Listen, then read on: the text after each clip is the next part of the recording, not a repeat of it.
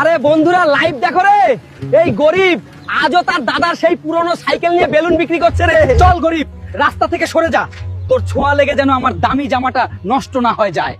আরে ভাই, ওই হারামজাদা জমিদারের ছেলেটা সব জায়গায় আমাকে অপমান করে রে, কিন্তু মনে রাখিস রে, একদিন আমিও তোর সব সম্পত্তি কিনে নেবো রে। আরে ম্যানেজার সাহেব, আমার সাইকেলটা নিয়ে আমাকে একটা নতুন আইফোন কিস্তিতে দিন তো রে। আরে শালা গরিব ভিখারি, চল ভাগ এখান থেকে, তোর আইফোন কেনার ওকাত নেই রে। আরে অহংকারী ম্যানেজার, যত ঠাট্টা করতে চাস কর, একদিন আমি তোর ওকাতের সাথে এই শোরুমটাও কিনে নেবো রে। আরে ভাই, বলে তো দিলাম রে, একদিন সবাইকে কিনে নেবো রে, কিন্তু এখন এত টাকা আমি কোথা থেকে পাবো রে?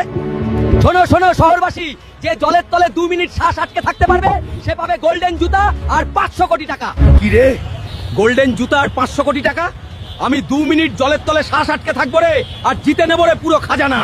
আরে দুই বাংলায় এমন কোন বাপের বেটা আছে যে জলে 2 মিনিট পর্যন্ত শ্বাস আটকে রাখতে পারে? আরে রে, আমি থাকবো রে 2 মিনিট শ্বাস আটকে বন্ধুরা।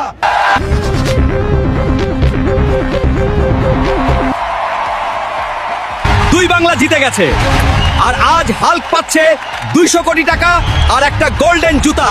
আরে জমিদারের ছেলে, তুই সেদিন আমার মজা উড়িয়েছিলি রে, এখন তোর পুরো জমিদার বংশ আমার বাড়িতে ঝাড়ু মারার কাজ করে।